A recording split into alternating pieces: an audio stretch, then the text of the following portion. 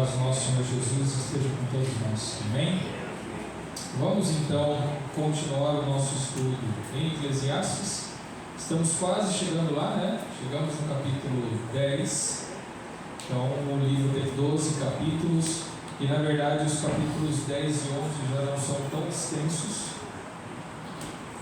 Quem sabe a gente até consiga fazer os dois hoje, mas o nosso foco vai fazer o capítulo 10 aqui. Então nós vamos continuar o nosso estudo em Eclesiastes. Marcos, nós vamos direto para a nossa aula. Vamos caminhar aqui, então vamos falar sobre o capítulo 10. Eu vou ler só um pedaço dele, só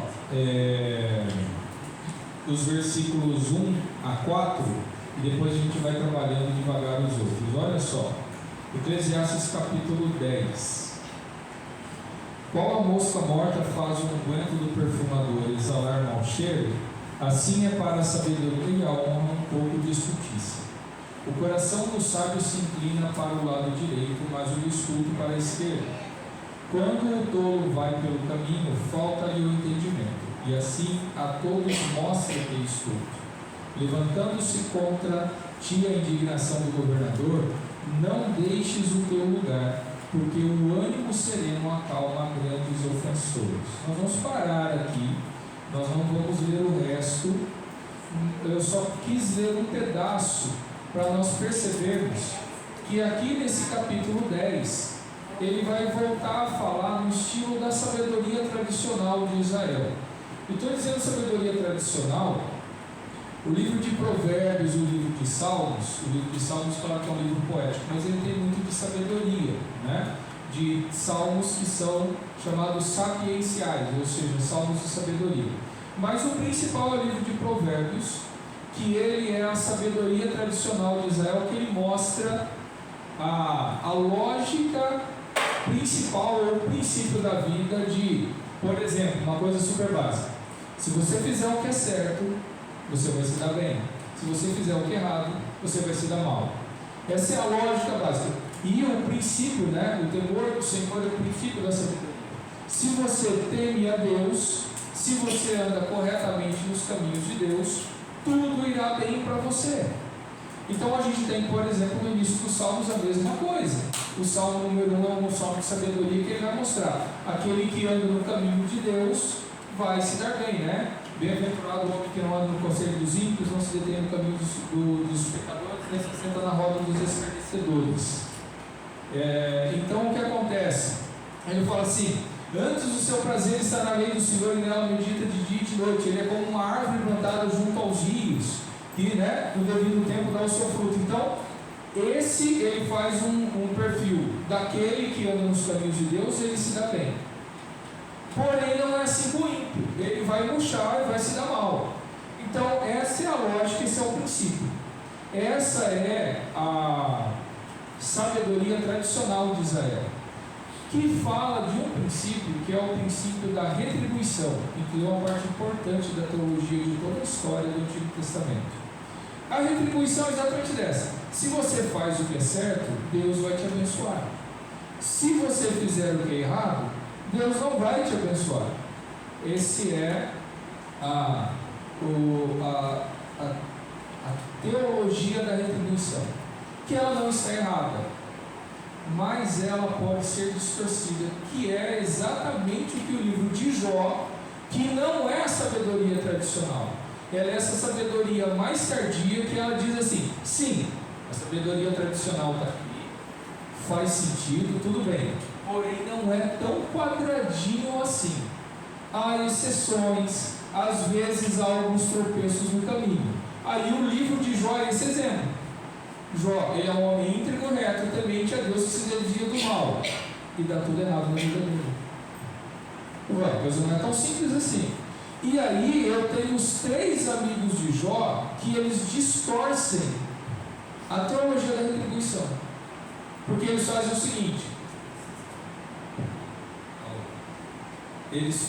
seguinte: a teologia diz: se você faz o que é certo, vai tudo bem. Se você faz o que é mal, vai tudo mal. Se está indo tudo mal com o Jó, consequentemente, é porque ele está fazendo coisa errada. Então eles distorceram, eles fizeram o caminho contrário. Se alguém está sofrendo, obrigatoriamente é porque ele pecou. Essa é a distorção que eles fazem. Então, o princípio está certo, só que eles distorcem. O princípio é: se você faz o que é certo, você vai se dar bem; se você faz errado, você vai se dar mal. Eles inverteram: se você está se dando mal, obrigatoriamente você fez errado. E o livro de Jó vem para mostrar: não. Essa é a sabedoria tardia que está dizendo: a coisa não é simples assim. E é por isso que eu tenho em Jó um homem justo, sofrendo pra caramba.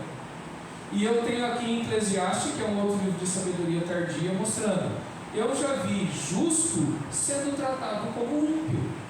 Eu vejo às vezes um monte de distorções.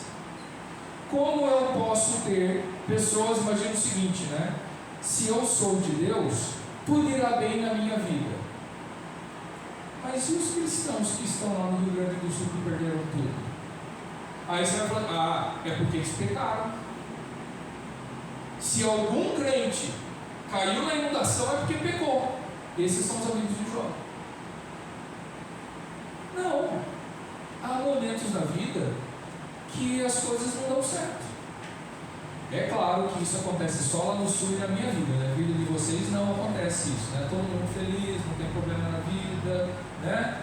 E se você tiver problema, por quê? Porque você é pecador. Não é bem assim. Então essa sabedoria tardia, ela pensa um pouco mais e fala: sim, o princípio está certo, mas podem haver alguns desvios, podem haver algumas coisas que acontecem na vida. A vida como ela é, não é tão simples assim. E no momento de luta, eu preciso saber que, acima de tudo, teme a Deus. Teme a Deus, que às vezes você não vai saber exatamente por que você está sofrendo, que é exatamente o ponto do livro de Jó. O livro termina sem dizer o porquê Jó está sofrendo. E Deus ainda diz para Satanás: você me incitou contra ele sem causa. Olha o que é desesperador para a gente: sem causa.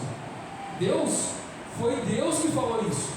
Você me incitou contra ele sem causa, sem motivo para eu permitir que aquilo acontecesse.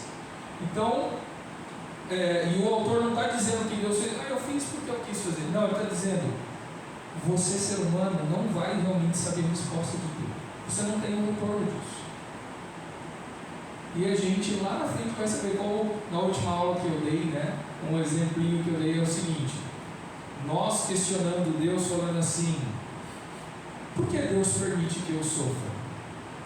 É como se você fosse uma criança de 6 meses de idade que fala: meu papai e minha mamãe, então sempre que eles chegam perto, eu sinto o cheiro deles, eu me sinto protegido, em paz, confortável. Eles sempre cuidam de mim. Eu começo a chorar, eles cuidam de mim. Eles me amam. A criança não consegue verbalizar, mas ela está sentindo tudo aquilo.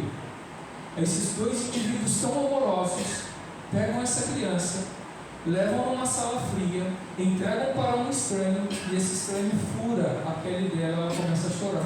Como é que você me ama se você faz isso comigo? É a gente falando para Deus: por que o Senhor permite o sofrimento?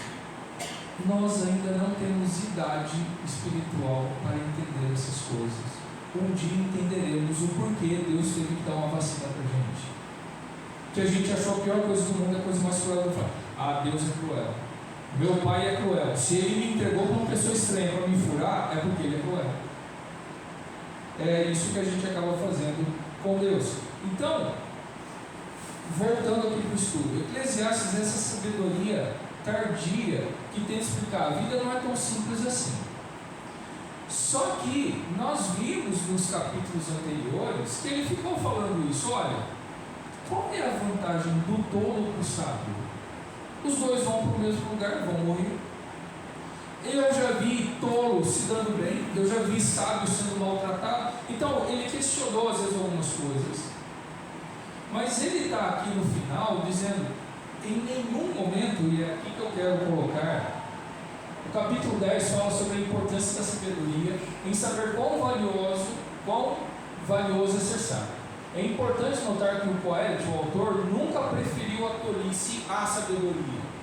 Apesar de não supervalorizar a sabedoria, seguindo a sabedoria tradicional, ele salienta como o sábio é superior, vive mais e melhor que o tolo. Então ele em nenhum momento falou assim, é melhor ser tolo.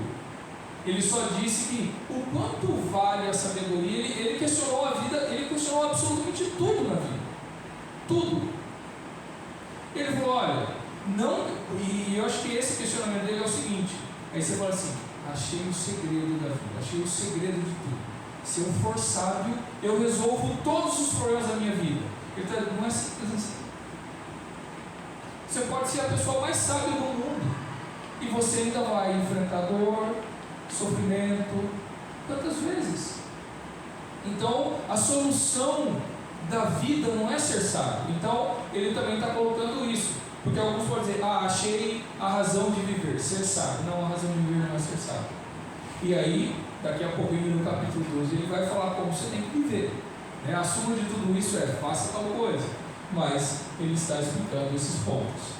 Talvez o autor aqui queira deixar claro que, apesar do que ele já falou sobre a sabedoria e a tolice, não há espaço para preferir a tolice. E é por isso que agora você vai ver ele falando no capítulo 10 como se fosse a sabedoria tradicional, mostrando o tolo vai se dar mal, o sábio que anda nos caminhos de Deus vai se dar bem. Então é isso que nós vamos ver, tá? Então vamos lá ver os versículos aqui, ó. O 2 e o 3. Desculpa, é que eu pulei o 1, né? O 1 é um ditado, inclusive existe um ditado árabe muito próximo, existe um outro ditado judaico também muito próximo disso. E o 1 está dizendo, qual a mosca morta faz o unguento do perfumador exalar com mau cheiro, assim é para a sabedoria e a honra um pouco de estultícia. Isso aqui é o seguinte, né? Às vezes o pessoal preparava lá com óleo, às vezes as especiarias preparadas com azeite e tudo, coloca um monte de aroma, coloca um monte de coisa para perfumar. Vem uma mosca, entra, bota ali as larvas dela, ela morre ali, estraga um balde inteiro de perfume por causa de uma mosca que foi lá. Então ele está colocando, esse caso às vezes uma pessoa muito sábia, mas tem uma parte dela que ela tem uma estultícia, ou seja, tolice ou ignorância, né? Um erro dela que acaba devastando a vida dela. Que fosse o caso, né? A gente vê ali Davi, um homem segundo o coração de Deus, a gente vê uma série de questões dele fazendo o certo, mas aí a gente, quando olha para ele como pai, a gente vê um pai negligente. Então, tem Salomão, né? E aí você tem uma série de questões, às vezes um pouquinho de tolice estraga toda aquela pessoa, todo aquele cenário, toda aquela situação.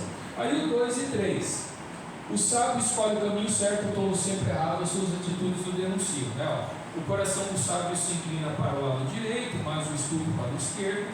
Quando o tolo vai pelo caminho, falta-lhe o entendimento. E assim, a todos mostra que é estudo.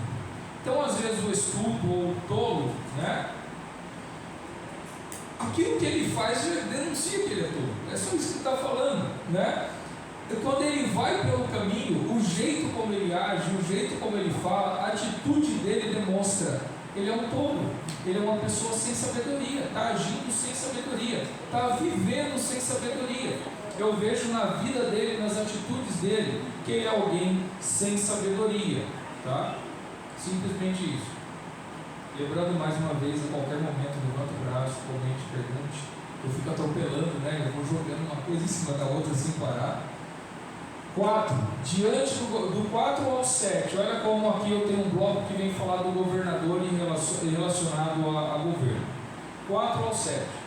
Levantando-se contra ti a indignação do governador, não deixes o teu lugar, porque o ânimo sereno acalma grandes ofensores. Ainda há um mal que vive debaixo do sol, erro que procede do governador. O tolo possui grandes alturas, mas os ricos assentados em lugar baixo. Vi servos a cavalos e príncipes andando a pé, como servos sobre a terra. Então ele vem falar e olha que interessante aqui, você vê que anteriormente Em capítulos anteriores, só o que ele falou foi sobre o rei. Aqui ele não usa a palavra rei, ele usa governador. Que a gente fica, os estudiosos pensam, por que ele quis usar governador aqui? Mas ele está falando de gente em autoridade. Já não existia muita hierarquia naquela época. Eram o rei, os conselheiros e o resto era o resto. Mas tinha aristocracia, algumas pessoas ricas, influentes e tudo mais. E é por isso que aqui ele tem governador e rico. E veja que ele coloca o rico como uma pessoa positiva sempre, seguindo a sabedoria tradicional. Se essa pessoa é rica, deve ser porque ela é abençoada por Deus. Então, teoricamente, né, que é perigoso, é claro, eu fazer esse... A pessoa pode ser rica exatamente por ser ímpia, por ficar pisoteando pessoas e se aproveitando delas. Mas a sabedoria tradicional é que aquela pessoa ela é rica porque Deus tem abençoado o campo dela, ela é sábia e tudo mais. Mas veja só, vamos ver esses versículos aqui. Olha só o 4. Serenidade diante das autoridades mostra sabedoria e segurança. Então aqui no 4 ele fala, né? Levantando-se contra ti a indignação do governador, não deixes o teu lugar, porque o ânimo sereno acalma grandes ofensores. É aquele negócio, né? Saiu correndo, parece que está devendo alguma coisa, né? Então ele fala assim: se o rei está indignado contra você, não sai do seu lugar. Demonstre que você é uma pessoa centrada, você sabe que você não fez nada errado, você está pronto a ir lá conversar com o governador, explicar a situação. Então, mostre, a menos que não seja isso que seja a verdade, né? A menos que você realmente esteja devendo para o governador, a menos que você saiba que você fez errado. Mas se você não fez nada de errado, se o rei se incitar contra você, se o governador se enfurecer contra você, você calma, mostra serenidade para ele. Fala, não, espera um pouquinho, vamos acertar as coisas aqui. Então ele está falando, veja que o autor de Eclesiastes está mostrando vários exemplos de o que é ser sábio e o que é ser tolo. Então ele está colocando nesse caso aqui alguns exemplos. 5 a 7. Rico ou nobre, mas sem sabedoria, inversão de valores, né? Porque aqui eu tenho no 5. Ainda há um mal que vive debaixo do sol, erro que procede do governador. O tolo posto em grandes alturas, mas os ricos assentados em lugares baixos. Servos a cavalo e príncipes andando a pé, como servos sobre a terra. Aí aqui, inclusive ele vai até falar em outro momento sobre rico, mas bem pouco. Mas eu vejo que eu posso ter um governador e eu posso ter um rico que, apesar de ser governador e ser rico, são tolos. Porque eu vejo servo andando a cavalo e príncipe andando a pé, possivelmente por causa da sua tolice. Não adianta a pessoa ter um cargo alto, uma grande autoridade e ser tolo. E ele fala, né, até aqui, erro que procede do governador, o tolo posto em grandes alturas. Então ele fala, o governador erra em colocar gente tola em grandes alturas e pessoas sábias lá embaixo. Então tá falando, acaba acontecendo isso. E ele está mostrando que o governador pode ser tolo em escolher a pessoa errada. O príncipe pode ser tolo em deixar o servo. O servo é mais esperto que o próprio príncipe, que ele é tão esperto que o servo acaba andando a cavalo e o príncipe andando a pé. É isso que ele está mostrando, né? Esses casos. Então, uma sabedoria tradicional. E o 8 a 11, olha só. Aqui ele vem uma série de ditados, vamos supor. Você vai ver uma série de situações do 8 ao 11. Olha só. Quem abre uma cova, nela cairá, e quem rompe um muro, mordê-lo-á uma cobra. Quem arranca pedras será maltratado por elas, e o que racha lenha expõe-se ao perigo. Se o ferro está embotado e não se lhe afia o corte, é preciso redobrar a força, mas a sabedoria resolve com bom êxito. Se a cobra morder antes de estar encantada, não há vantagem no encantador. Veja que ele dá uma série de sabedoria e ele vem falar aqui, as consequências de não ser zeloso, de ser preguiçoso, de ser imprudente. Isso demonstra tolice. Ele vai colocar: quem abre uma cova, nela cairá. Ou seja, a pessoa abre uma cova e acaba caindo nela mesmo por tolice, né? Quem rompe um muro, mordê-lo-á uma cobra. Ou seja, a pessoa vai lá e quebra um muro, é negligente, não cuida do muro, depois reclama que entrou uma cobra em casa, ficou embaixo lá da cama e a cobra picou alguém, né?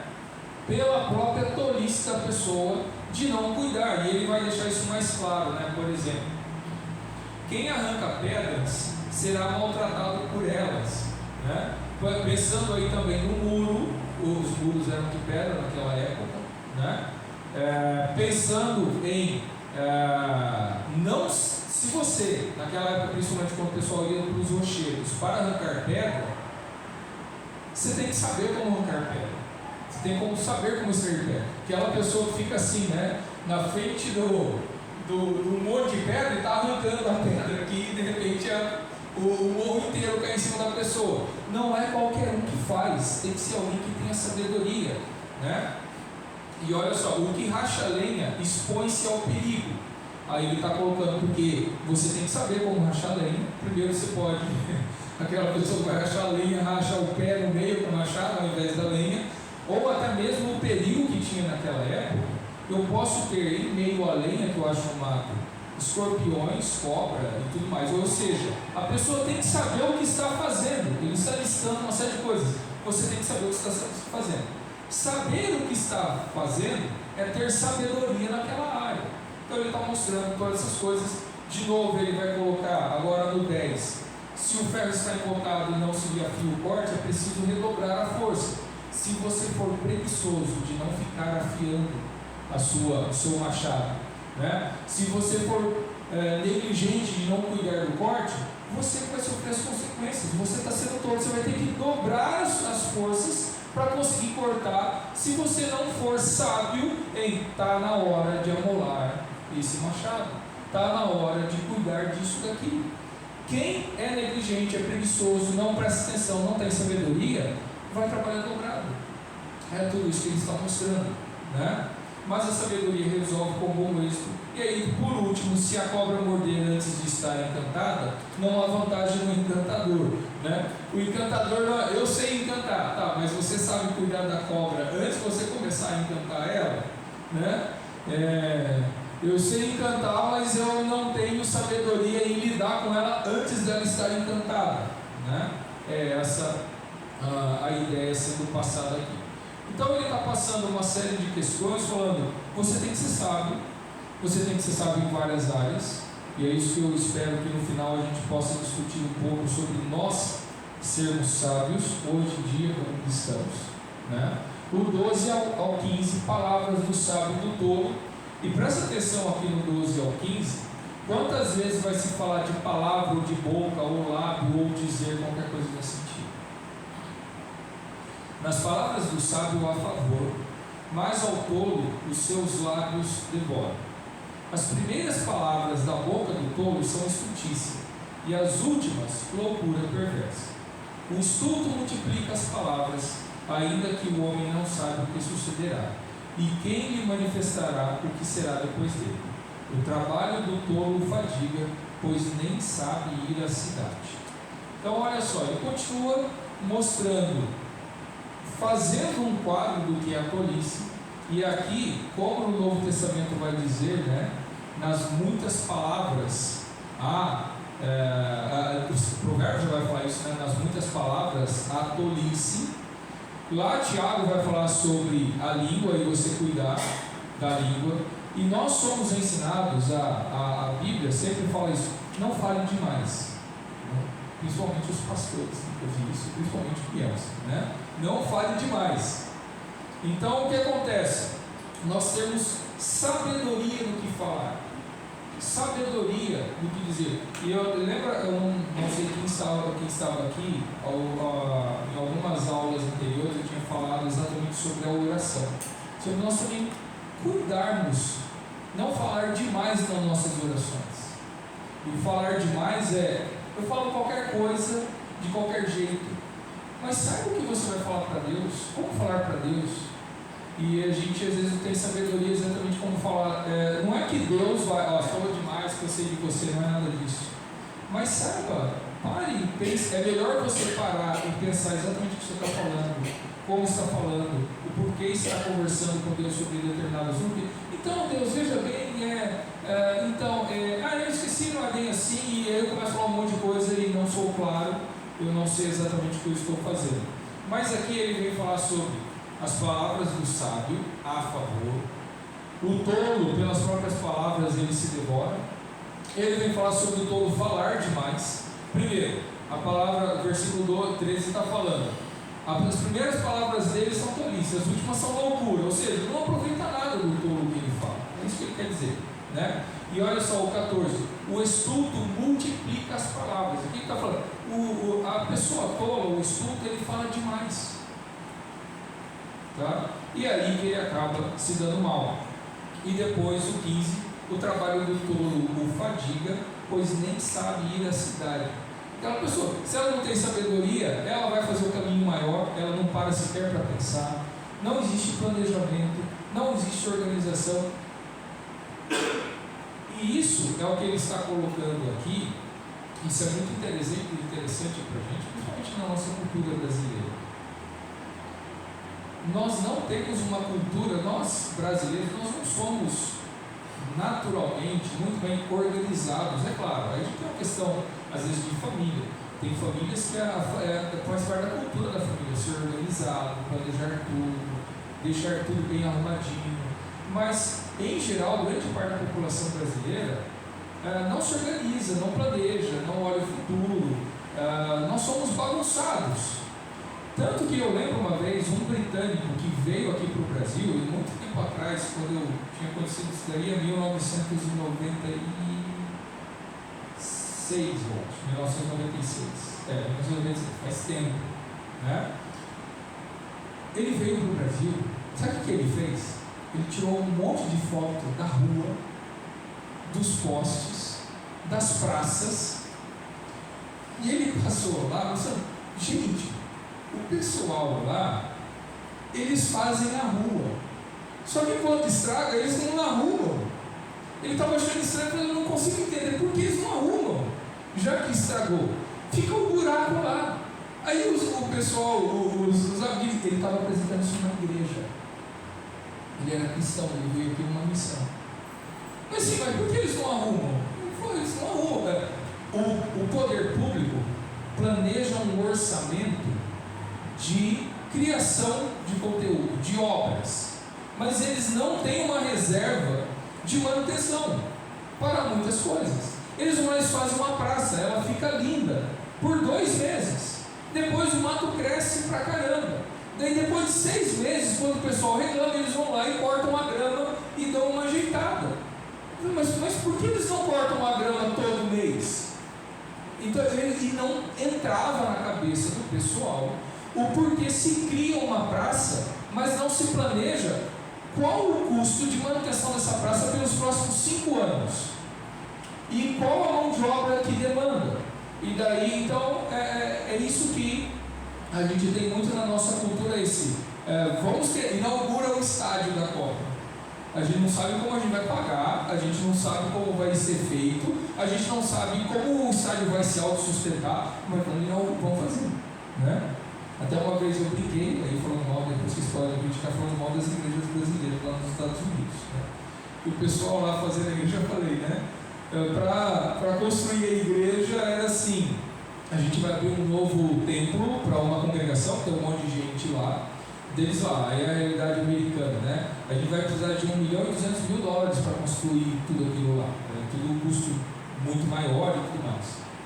Quando nós tivermos $800 mil em caixa, a gente pode começar a construir, desde que nós já tenhamos o restante, os $400 mil compromissados. Os membros da igreja faziam um compromisso: nos próximos 2 anos eu vou dar $5 mil. Eles marcam lá, falando que vai dar $5 mil nos próximos 2 anos. Bom, quando nós completarmos os próximos 400 mil dólares de pessoas comprometidas pelos próximos 2 anos, que é o prazo para terminar os 800 mil dólares, quando nós já tivermos a garantia de que no final dos 2 anos nós vamos ter os restantes 400 mil dólares, aí sim a gente começa as obras. Eu falei assim, no Brasil é mais fácil, a gente derruba o tempo e fala, preciso de dinheiro, preciso de dinheiro, preciso de dinheiro, vai, ajuda aí, né? Brinquei com o pessoal que às vezes a gente começa a fazer sem ter os recursos, mas é a realidade lá, tem a realidade aqui. É claro que se nós formos esperar, e às vezes é a questão lógica mesmo, às vezes a gente precisa fazer uma obra na igreja, se a gente for esperar ter o dinheiro guardado, a gente não vai conseguir nunca fazer, né? A não ser que seja um planejamento grande, e não, e é isso que é o ponto falando, não faz parte da nossa cultura, muitas vezes. Nós não estamos acostumados com tanto planejamento. Quem trabalha com empresa americana reclama, né? Esses americanos fazem reunião demais, fazem muita reunião inútil, é o jeito deles. Os europeus também fazem assim. Vá ver os asiáticos, o tanto de organização e planejamento que eles têm. Então, é importante nós entendermos essa questão da nossa cultura, mas quem não planeja, quem não se organiza, acaba trabalhando muito mais, acaba tendo muito mais gasto do que aquele que é zeloso e cuidadoso, né? Até a história infantil, a história das crianças sobre a formiga e o grilo, né? No verão o grilo só cantava, se divertia, e as formigas só trabalhavam. Aí chega no inverno, o grilo está lá fora no frio morrendo, que não tem mais o que comer, as formigas estão lá dentro quentinhas com comida de sobra, né? Tem a musiquinha que conta, né, das formigas e do grilo que fica cantando e tudo mais. Então é exatamente essa questão que aqui está sendo passada para nós, né? Vamos adiante. 16 e 17. De novo aqui, de reis e príncipes. Aí de ti, ó terra cujo rei é criança e cujos príncipes se banqueteiam já de manhã. Ditosa tua terra cujo rei é filho de nobres e cujos príncipes se sentam à mesa a seu tempo para refazerem as forças e não para bebedice. Então está bem claro o contraste aqui, né? Então, se eu tenho um governante que está só aproveita para só beber, só se divertir e tudo mais, e não ser zeloso, né, cuidadoso, essa é a consequência. É a nação que vai sofrer. Então o rei que é criança, os príncipes se banqueteiam já de manhã, ou a nação em que são nobres, né, ele até usa esse termo, pessoas que eles de manhã comem para renovar as forças, para que possam trabalhar, para que possam servir, para que possam governar realmente com sabedoria. Então isso fica bem claro, né? Eles se sentam à mesa a seu tempo para refazerem as forças e não para bebedice. Bem claro esse ponto, né? Eu acredito. E aí, provérbios isolados, o 18 e 19 parecem alguns provérbios isolados, que também são claros. Pela muita preguiça desaba o teto, e pela frouxidão das mãos goteja a casa. O festim faz-se para rir, o vinho alegra a vida e o dinheiro atende a tudo. Então, festim seria uma pequena festa, né? Uma pequena celebração. Pela muita preguiça desaba o teto, e pela frouxidão das mãos goteja a casa. Aquele tem que arrumar isso daqui, igual em casa, né? Para mim é vergonha. Tinha que trocar o filtro de água lá, o filtro do bebedouro de casa. Aí eu ficava cobrando na Bíblia, precisa comprar, compra lá, você tem sua conta no Mercado Livre, compra lá. Aí comprou e ele não se auto-instala. Aí ficou 2 meses lá pegando o pó e daí chegou um dia. Então, né, precisa instalar o filtro, né? Aí eu me toquei, todo dia bebendo água, todo dia bebendo filtro, mas não, uma negligência minha, que era um serviço muito pesado, de 10 minutos, de tirar, instalar e limpar, passar água uma vez, né? Era muito difícil fazer. Então, mas eu posso ser, se for uma coisa mais grave, se eu tiver igual hoje nós vimos de novo o gambá que fica rondando a nossa casa lá, né? Se eu deixo a aberto, se eu não fecho o portão, se eu deixo o portão aberto e ele entra, né? E ele não vai fazer nada, mas ele vai morrer de ataque cardíaco. Então, é só por isso, pequeno detalhe, né? Então, o que acontece? A preguiça desaba o teto, fala assim, tá desabando. Ah, mas eu não vejo isso, esse negocinho. Então, a gente vê também a questão da negligência, da preguiça, falando. E ponto aqui para colocar isso daí. Ser preguiçoso ou ser negligente é evidência de que você é um tolo. É isso que o texto está querendo mostrar para a gente. É isso que é o ponto aqui. Pois não. Essa piscina tinha uma casa, morava uma família, e essa casa, se a gente chegava, eles estavam brincando ali, o pai estava sempre de meia, jogando bola com os meninos, uma casa com vida. De repente, eu não sei o que aconteceu, se foi de liderança, eu não sei. Nós fomos acompanhando essa casa, ela simplesmente derreteu, acabou a casa. Tanto que só depois entrou o caminhão e simplesmente porque ela foi sendo destruída. E ninguém, não sei exatamente por que, Sim. uma casa inteira boa, uma boa casa, acabou. Exato. É isso, né? Se você não tem sabedoria para gerenciar as coisas, ela simplesmente destrói.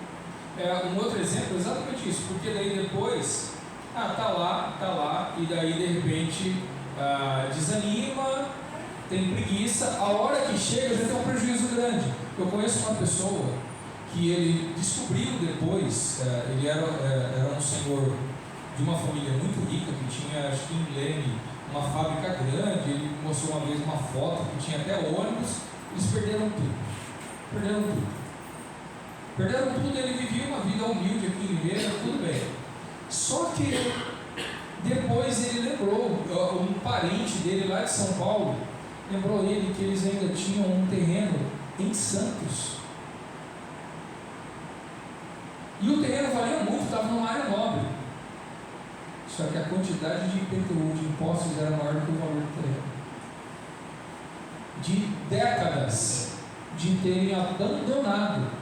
Ou seja, uma negligência de família, que às vezes vão dizer, eu pensei que era você que estava cuidando. Mas eu pensei que era você que estava cuidando.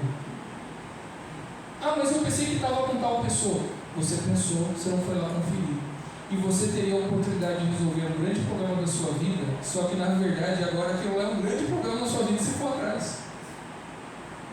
Esse senhor falou assim, eu vou fazer de conta que ele não existe. Tipo, eu não vou naquele terreno, deixa a prefeitura de Santos tomar, porque se eu for dizer que ele é meu, eu vou ter que pagar mais do que o valor do terreno, né? Então é exatamente o que você falou dessa casa, essa situação. Olha só para a gente terminar aqui o capítulo 10, né? Olha que interessante o versículo 20, né? Nem no teu pensamento amaldiçoes o rei, nem tampouco no mais interior do teu quarto o rico, porque as aves dos céus poderiam levar a tua voz, e o que tem asas daria notícia das tuas palavras. Quer dizer que ele está usando aquele, um passarinho me falou que tal coisa, né? Não, na Bíblia não tinha passarinho que falava, que ouvia e falava com os outros, tá? Não é esse o caso. Ele está dando essa ideia realmente, um passarinho me contou, né? Mas olha, ele falou, nem o seu pensamento amaldiçoe o rei, né? Eu acho que nos nossos dias dá para aplicar mais, daqui a pouco eles vão estar até lendo mente, né? Já estão lendo tudo. Se você não sabe usar esse aparelho, eles estão ouvindo tudo que você faz também, né? Eu acredito que eu já fiz vários testes, as pessoas vão falar lancha, apareceu no Instagram propaganda de lancha, né? Então, aí você tem que ir lá, saber habilitar. Agora, esse daqui a Apple melhorou um pouco, só um pouco. Eles já conseguem enganar a gente já acha que eles não estão ouvindo, né? Então, pelo menos a gente acha, né? A gente se sente bem, né? Pelo menos a gente não sabe que a gente está sendo rastreado. Então vamos lá. Nem no teu pensamento amaldiçoe o rei, nem tampouco no mais interior do teu quarto rico. Aqui de novo, entenda o paralelismo hebraico, né, como eles fazem. O rei e o rico seriam paralelos. Nem no seu pensamento, nem no interior, lá no, dentro do seu quarto, lá no mais interior, no mais íntimo da sua vida privada. Não fale. Né? Por quê? É claro que ele não está falando que nem no seu pensamento. Não tem como, né? Ele está exagerando, está fazendo um exagero, né? Para dizer: não confie em absolutamente ninguém, não coloque para fora desse portão aqui qualquer coisa contra o rei ou contra o rico, porque vai acabar saindo, vai chegar lá. Hoje em dia muito mais, né? Você pode estar sendo gravado a qualquer momento, e até isso eu ia falar. Viver como se você estivesse sendo vigiado 24 horas. É possível? E aí que tem uma coisa interessante. Imagina o seguinte: você consegue viver imaginando que você está sendo 24 horas por dia monitorado? E monitorado, aqui na igreja nós estamos sendo monitorados. O Samuel está monitorando a gente, né? Na rua nós somos monitorados. Você tem câmeras de segurança, tem câmeras nas ruas. Você vê quando às vezes acontece um acidente, a polícia, os investigadores vão em tudo quanto é casa ver se achou alguma câmera. Você tem as câmeras nos carros embutidas. Você tem tudo quanto é lugar. Mas de novo, hoje realmente, dentro da sua casa, no seu quarto, você sozinho, você pode estar sendo monitorado. E você está sendo monitorado, tá? Então isso é muito, muito real que fosse isso. Mas se você estiver... então é simples, é só colocar o celular fora do quarto, né? Mas você conseguiria ficar 24 horas do seu dia sendo monitorado? Aí tem uma coisa muito simples, uma resposta para isso. Você como cristão não deveria estar preocupado. Pode me monitorar. Pode me monitorar. Porque eu estou buscando fazer aquilo que é certo diante de Deus e dos homens. Eu não estou preocupado em estar sendo monitorado. Eu estou preocupado de que vão pegar alguma coisa de mim, algum podre de mim e vão divulgar. Bom, se você tem podre, se você está falando coisa errada, se você está plantando coisas, aí sim você tem que se preocupar. Mas se você não estiver fazendo nada de errado, qual o problema de você estar sendo monitorado? Isso aqui não é... Eu não sou nenhum representante do governo chinês que tem 700 milhões de câmeras dentro da China. Tá? Não é essa a questão. Eu não acho que devamos ser monitorados. Né? Gente, são 700 milhões mesmo e crescendo. Tá? Isso é documento, claro, documento que chegou até a CIA e foi divulgado e os jornais confirmaram as estatísticas de gente lá na China dizendo que esse absurdo de 700 milhões realmente e crescendo cada vez mais. Só que o ponto aqui eu diria, nós como cristãos deveríamos ser pessoas transparentes. Devemos ser pessoas transparentes. Não devemos ficar temendo, né? É claro, lembra de uma outra parte que ele falou aqui em Eclesiastes, que ele falou assim, eu não lembro o palavreado que ele usou, mas assim: não se preocupe em saber todas as coisas, você vai acabar ouvindo o teu servo falando mal de você. Querer saber absolutamente tudo, às vezes não é nem tão bom assim, né? Então é isso que a gente tem que pensar, a gente tem que ter essa sabedoria. Mas quando ele fala aqui, toma cuidado com o que você fala, basicamente, toma cuidado, é melhor não falar contra o rei, ou fica esperto se você não está sendo vigiado, se não tem gente pegando informações de você para passar para os outros, para prejudicar você. É isso que eu estou falando. Você tem que ter sabedoria. Ok, nós terminamos aqui o capítulo 10. Pelo nosso tempo, a gente só tem 3 minutos aí, um pouquinho mais. Mas eu gostaria que a gente não vá para o capítulo 11. Eu gostaria que nós pensássemos, o duro que eu acho que eu coloquei lá no último slide, porque era a ideia o todo, mas é simples. A pergunta é: Aqui ele fala do tolo e do sábio. Podemos nós cristãos sermos tolos, agirmos como tolos, agirmos com tolices, talvez não a vida de ser tolo em todas as áreas da vida, mas às vezes em algumas áreas da vida. Podemos ser tolos? O que vocês me dizem? Você acha algum exemplo de agir com tolice? E aí, até eu vou chegar lá no slide, vai correr um pouco, mas a gente vai chegar lá aqui. Qual a diferença entre simplicidade, ingenuidade e tolice? Porque acontece o seguinte, eu digo, vou tentar ver se a gente pensa um pouquinho, só para a gente conversar um pouquinho aqui e finalizar a aula. Podemos nós, cristãos, sermos tolos?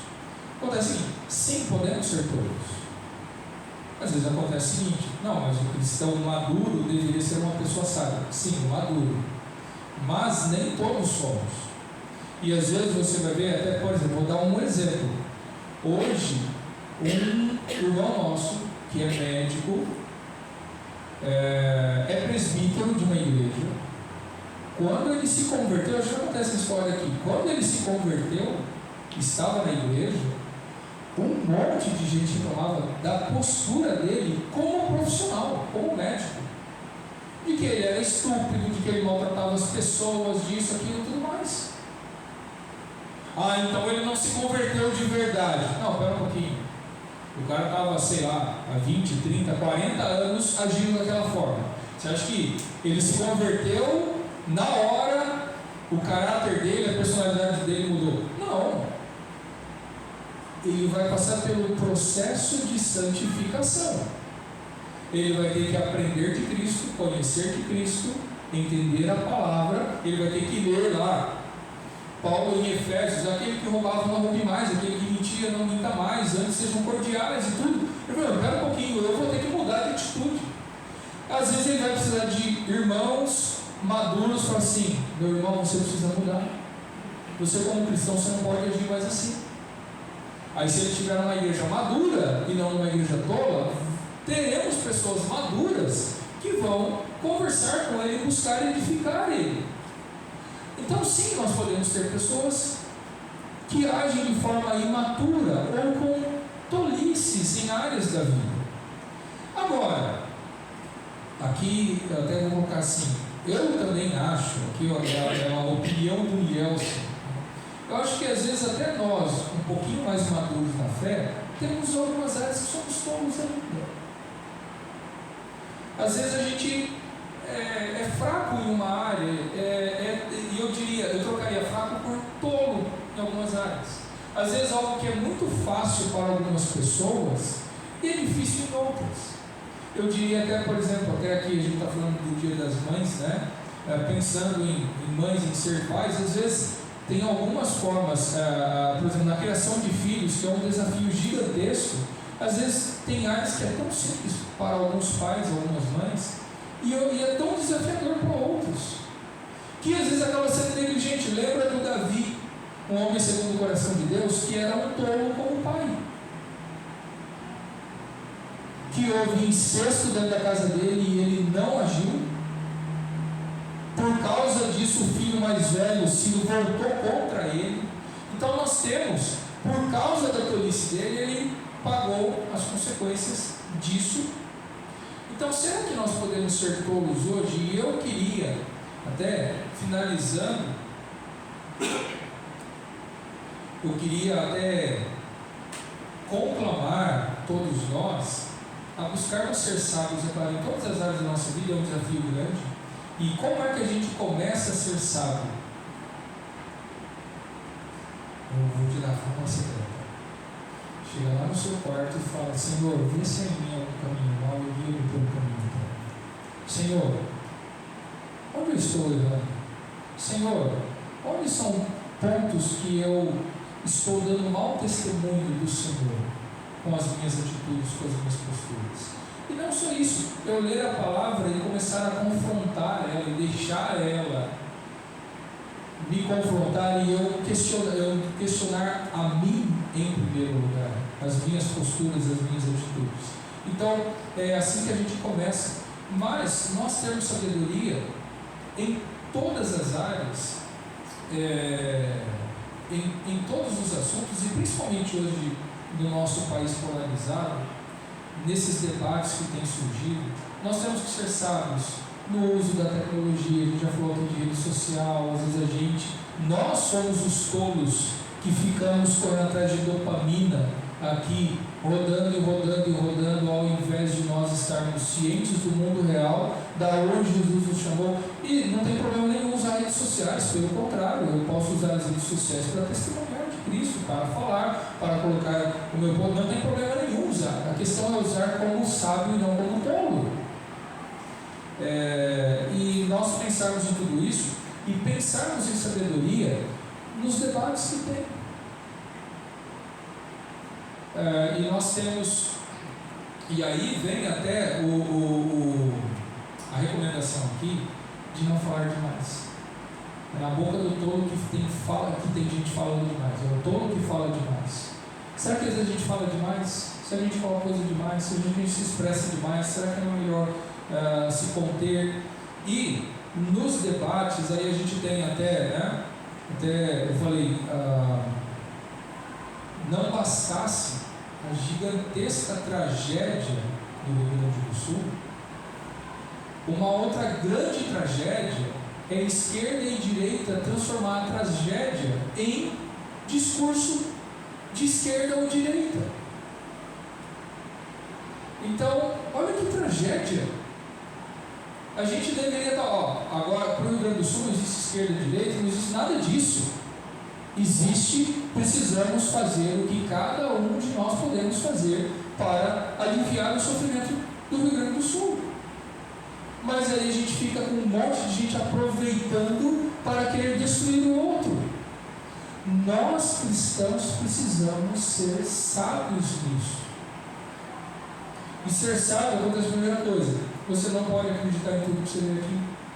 Você precisa verificar. Você verifica? Você verifica? E até, deixa eu dar um exemplo. Que tem uma linha mais de esquerda e tem um bom tanto também mais de direita.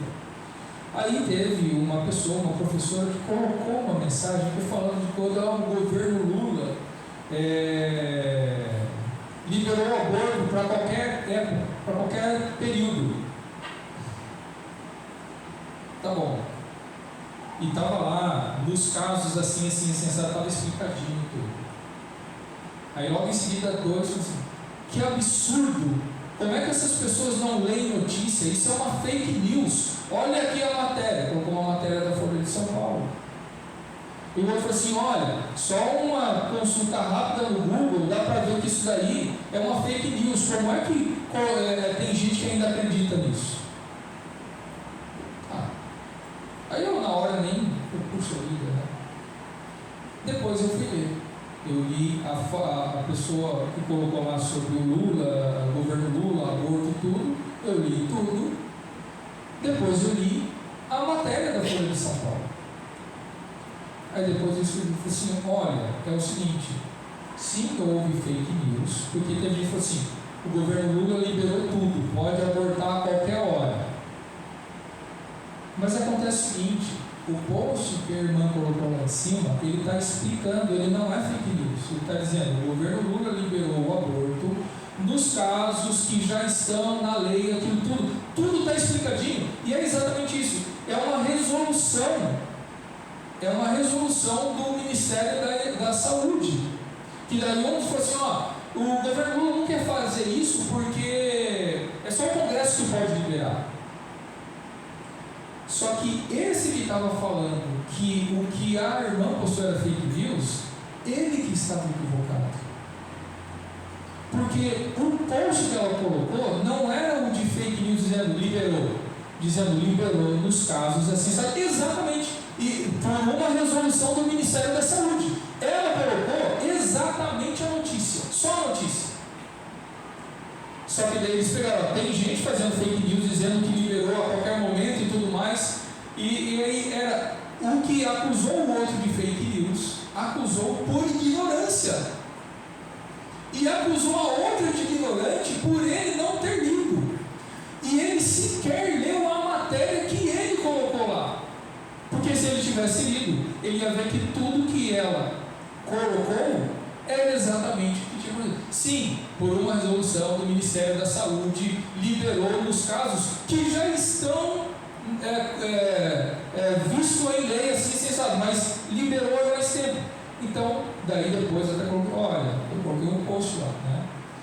Olha, eu vi as matérias e tudo mais, e lá o que a irmã colocou não é fake news. O que ela colocou é exatamente o que está acontecendo, foi assim, sensado. Daí depois, né, o auxílio venenoso colocou lá. Estamos na época das fake news, né? Então, mas por que isso aconteceu? Falta de sabedoria. Será que a gente não corre risco de fazer a mesma coisa? Nós temos sabedoria, então um pouquinho, é isso mesmo? Deixa eu ver se é exatamente isso. Pensar para falar, pensar para se manifestar, olhar as informações. Nós precisamos ter sabedoria nesse mundo tão maluco. Senhor, obrigado por tua palavra que nos instrui, nos exorta e nos orienta a procurarmos a sabedoria e a não sermos tolos ou termos atitudes tolas em algumas áreas das nossas vidas. Senhor, como Nelson falou, o temor do Senhor é o princípio da sabedoria. Por isso, revele a nós se há algum caminho mau, se em algumas áreas das nossas vidas estamos agindo com tolice, porque a tua palavra ela é integral, é plena e ela nos instrui em todas as áreas das nossas vidas. Que possamos aprender a sabedoria que o Senhor revela a nós por toda a palavra, por meio de Eclesiastes, a vivemos nesse mundo de maneira justa. Obrigado, Senhor, pelo instrumento que o Senhor usou hoje, pelo Nielsen, por essa aula. E nos ajuda, Pai, a absorvermos e que essas palavras venham frutificar em nossas vidas. Nos abençoe agora, Pai, nesse restante de domingo, as celebrações que teremos em família com as mães. Mas aqueles que estão distantes ou longe das mães, com os corações apertados, que o Senhor também traga consolo, nos abençoe. Derrame tua graça sobre o teu povo, porque nós oramos em nome de Jesus. Amém. Deus abençoe, meus irmãos.